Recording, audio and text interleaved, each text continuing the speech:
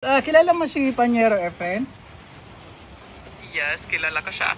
Siya yung addict sa RC plane at laging nagpapalipad kahit anong panahon. Talagang sobrang dedicated siya sa hobby niya. Siya ba yung tumataka sa misis niya? Yes, siya nga yun. Si Panyero Efren, laging may dahilan para makalabas tuwing linggo at makapagpalipad ng RC plane. Talagang... Alright. Panyero Efren talaga. Ano sabi? Yeah. Ano sabi? Masaya. May sariling mundo daw pag yung RC plane. Pero at least masaya. Oo, importante masaya. Ang importante masaya, di ba? Ito. Nagdala ng tuwalya para pagkatapos ng lipad, maliligo na lang. Di ba? Kompleto na. Oy, tama na yan, oy! Uy! Asa na? Uy, nag-crash, kunin nyo. Nakapayong pa yan, oh. Sabi ko sa'yo, pag magka-crash ka, dapat nasa loob ka lang ng perimeter, eh.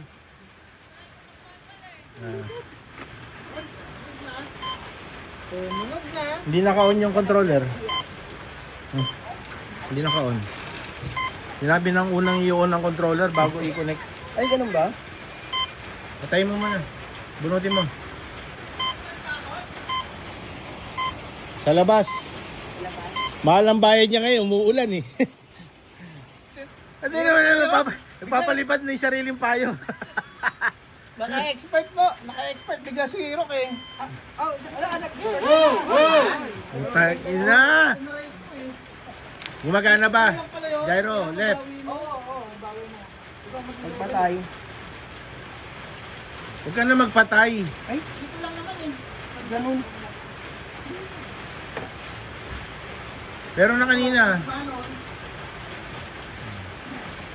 Ang mga adik ay maglilipad kahit maulan. Walang patawad. Ang importante makalipad kahit nabasa ang mga serbo. Huwag ka nang malungkot. Lipad tayo.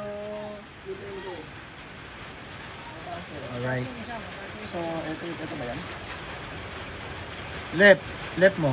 Hindi. Ito medyo mataas eh. Ano yung ititrim ko? Dito?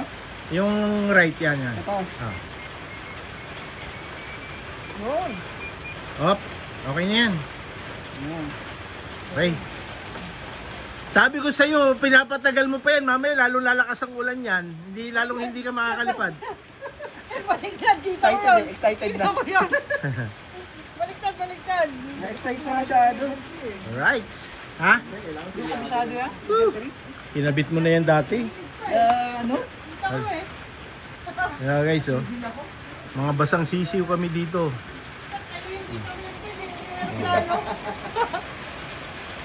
Right. Ang mga adik ay maglilipad.